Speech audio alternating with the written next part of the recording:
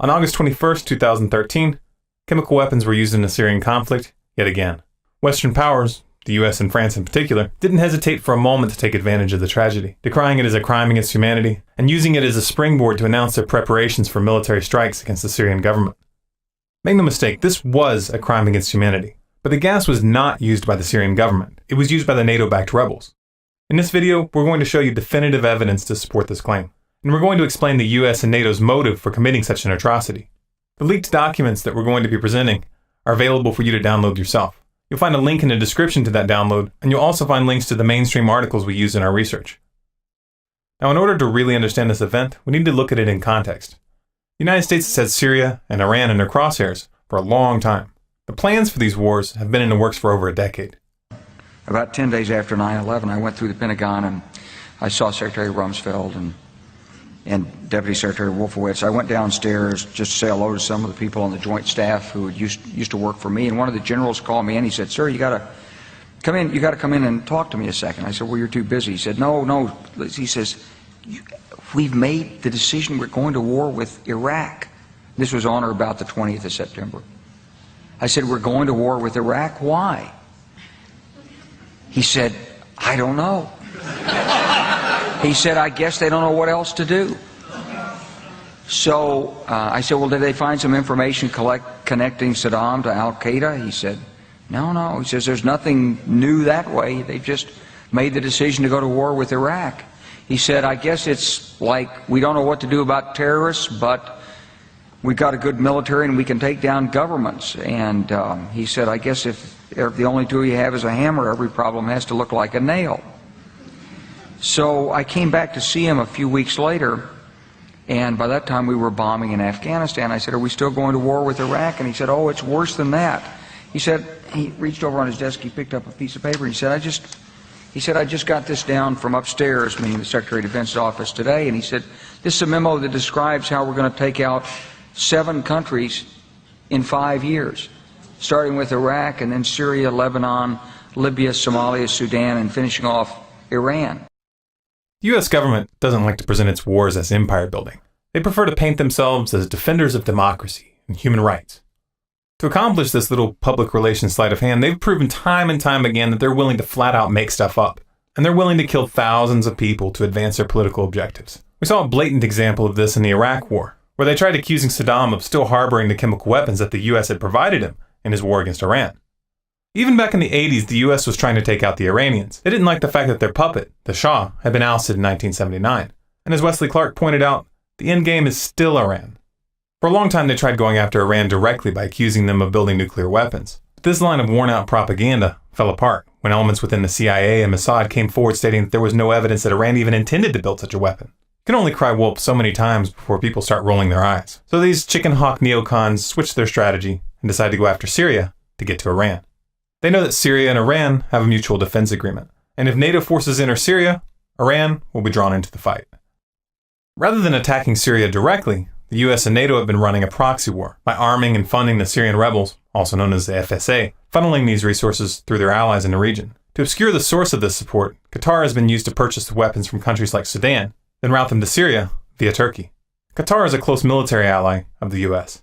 They provided tank support in the Gulf War of '91, and Qatar served as a US Central Command headquarters during the US invasion of Iraq in 2003. Fast forward to January of 2013 when it was revealed that emails and a large quantity of sensitive documents from Brenham Defense, a UK-based military contractor, were leaked by a hacker. These documents exposed a proposal coming from Qatar to launch false flag chemical weapons attacks in Syria and blame it on the Syrian government. According to the documents, the plan had the full support of Washington, and enormous sums of money had been offered for the project. The person sending these emails was David Goulding, the managing director of Brenham. The addressee was Philip Doughty, dynamic director and founder of Brenham Defense. By accessing the servers, the hacker was able to obtain the scans of Doughty's passport, resume, as well as the passports of the Ukrainian operatives that the email suggested should be used to carry out the attack. The leak also included hundreds of other documents containing detailed financial and operational information for Brenham Defense, including scores of signed contracts, weekly assessments, and incident reports for projects in multiple countries. Among these were details regarding a contract with Saudi Arabia to help prepare their forces for a war with Iran. The leaks also depicted a tight business relationship with the infamous war profiteer, Halliburton. The documents acquired by this hacker were not easy to come by. Most of the places where they were uploaded were taken down very quickly without explanation. However, we did manage to get the files, and we've spent quite a bit of time analyzing them. After investing this time, it's very clear to us that they're real. But don't take my word for it. Just take a look in the description for the download link and go verify for yourself. This leak was never mentioned by the mainstream media at all in the United States or Europe. And there was no investigation whatsoever, even though what was being discussed here was clearly plans to commit a war crime. 3 months passed, and on March 19th, sarin gas was used in Syria near Aleppo. Israel and the US promptly blamed the Syrian government for the attacks, even though many of those who were killed were Syrian government soldiers.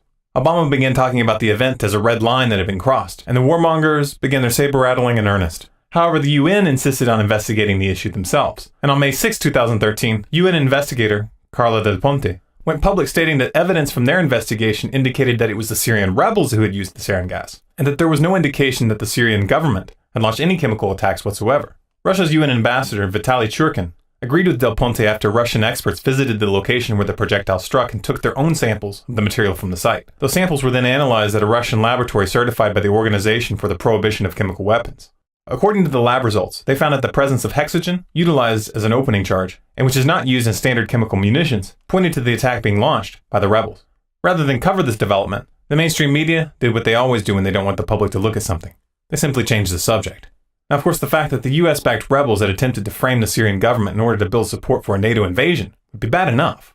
They were trying to start a war of aggression. But let's remember that sarin gas was in fact used. This means that the US and its allies were willing to commit a blatant war crime, killing scores of civilians in order to justify toppling Assad. Nor did the US withdraw their support after this event. In fact, they increased it.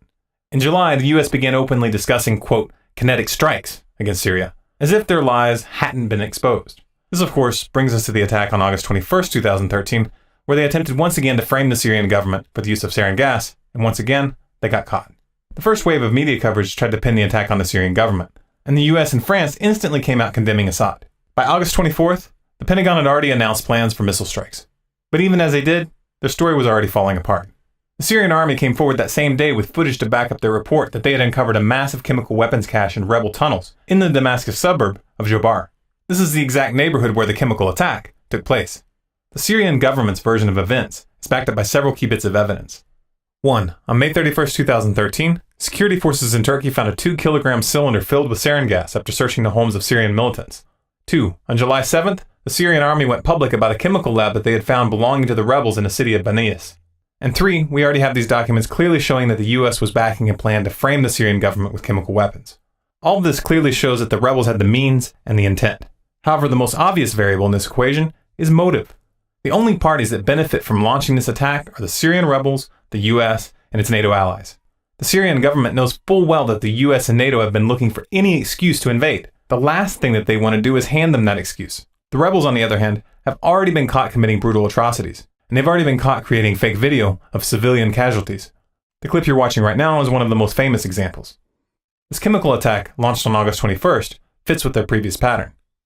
The rebels further exposed their hand when 2 days after the attack they released a video statement vowing to strike back with any and all means. They claimed to have access to chemical weapons, and they stated that they now intended to use them in the conflict with zero reservations from this point forward. Essentially, they're using their own crime as a pretext to openly start using chemical weapons in combat. The stakes in this cover-up are high. Russia and China have both openly sided with Syria and Iran, and Russia has warned that thermonuclear war could result if the US continues down this path. That's an outcome that's too horrific to even contemplate. However, even if that worst-case scenario is averted, this is still a matter of life and death for the Syrian and Iranian people. If the US invades, a lot of civilians are going to die. Their situation is not going to be improved by the US attacking, any more than it was in Iraq or any of the other countries that we've toppled. We have to do everything in our power to stop this. Please help us get this information out to everyone, especially those in the military. Share this to Facebook, to Twitter, post it on your website. Download those documents, put them on disk with this video, and hand them out on the streets. If you're in the military and you find this video, please send it to your commanding officer and to everyone that you trust in your unit. If you're afraid of being punished, then find a way to send it anonymously. Hundreds of people were killed in these attacks, many of them children, and the US government was behind it. If you're a parent, imagine what it would feel like if it were your son or your daughter who had been slaughtered to forward the political objectives of these psychopaths. Think about it long and hard, because these things have a way of coming home to roost. For more videos like this, subscribe to Stormcloud's Gathering on YouTube. For updates, bonus content, and to influence future videos, follow us on Facebook at facebook.com/StormcloudsGathering. Our Twitter handle is Collapse Updates, and our website is stormcloudsgathering.com.